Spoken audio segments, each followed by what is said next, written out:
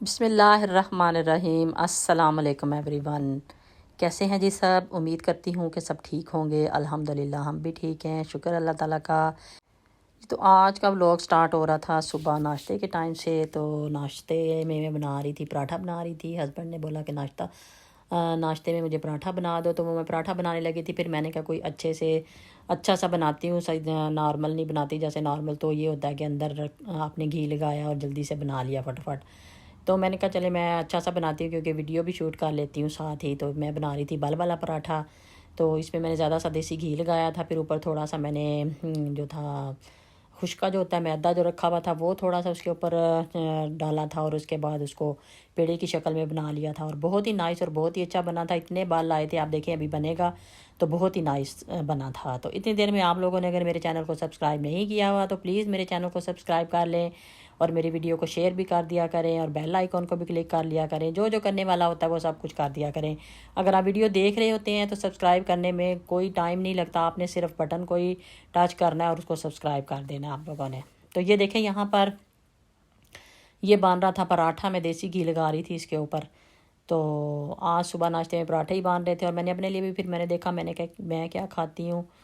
तो वो फिर मैं देख रही थी कि एक दिन पहले हमने मंगवाए थे नान लंच के टाइम पे। तो वो नान जो थे वो भी पड़े हुए थे, एक नान सिर्फ उसमें से बचा हुआ पड़ा हुआ था। मैंने सोचा ये देखे यहाँ पर पराठा जो था माशाल्लाह से रेडी हो गया था, अभी बहुत गर्म था। तो मैं वो हम कहते हैं ना कि सब्र नहीं होता। इसी तरह मैं अपनी उसमें टिप्स बता रही थी जो मैंने कल वीडियो लगाई थी। उसमें मैंने जो बनाए थे वो बनाए थे कप केक्स बनाए थे, कि हम लोग केक बनाएं या कप केक्स बनाएं उसको ठंडा होने देना चाहिए, उसके बाद उसको काटना भी चाहिए, और उसके बाद सारा वो उसका प्रोसीजर जो आगे वाला होता है, पेपर उतारना या सब कुछ करना, उसको दिखाना।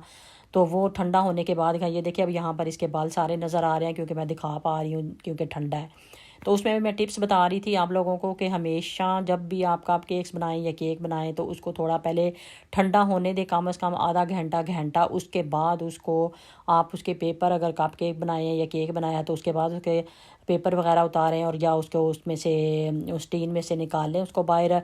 तो फिर बड़ी अच्छे तरीके से आपको दिखाया जाता है। मैं भी अक्सर कई दफ़ा वीडियो बनानी होती है, मैं कहती हूँ फिर पता नहीं मुझे टाइम मिलेगा शूट करने का या नहीं, या कहीं आपने जाना होता है घर से बाहर, तो मैं गरम गरम से उतारने की भी कोशिश करती हूँ। कई दफ़ा मैंने इस तरह किया भी है, लेकिन वो प्रॉपर आप उस तरह उसको नहीं दिखा सकते, क्योंकि वो सारा पेपर के साथ ही केक होता है जो साथ ही उतरना शुरू हो जाता है उसके। तो हमेशा जब भी आप बनाएं इसको थोड़ा ठंडा करके, और उसके बाद उसको उसके पेपर के साथ से उतारें। तो ठंडा करने के बाद उतारते हैं वो प्रॉपरली उतर जाता है।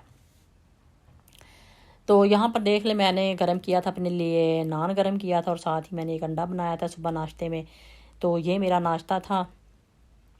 तो आज की रूटीन यही थी। आज कहीं बाहर नहीं जाने हुआ था, क्योंकि वैसे तो अक्सर कुछ ना कुछ लेने चले जाते हैं।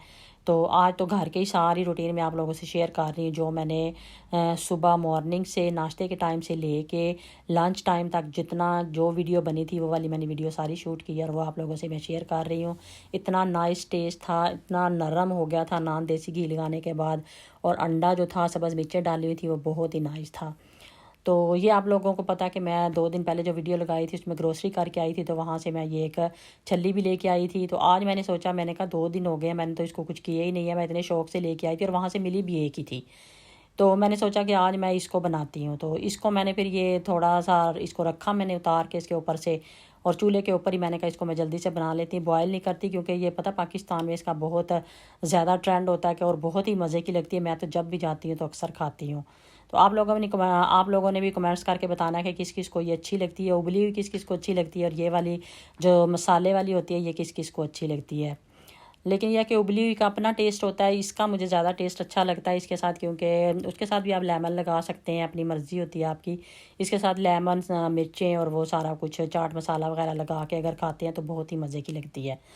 तो यहाँ पर देखें इतनी देर में ये बन भी गई थी, बस थोड़ा सा टाइम लगा था और फिर मैंने इसको छुरी से 2 पीसेस में कर लिया था। ज़ीशान था घर, मैंने कहा ज़ीशान खाएगा, मैंने कहा अगर वो सिंपल भी लेना चाहे तो ले लेगा, लेकिन वो उसने कहा कि मैंने तो नहीं खानी, तो आप ही खा लें, इतनी तो है ही नहीं, एक ही है तो आप खा लें।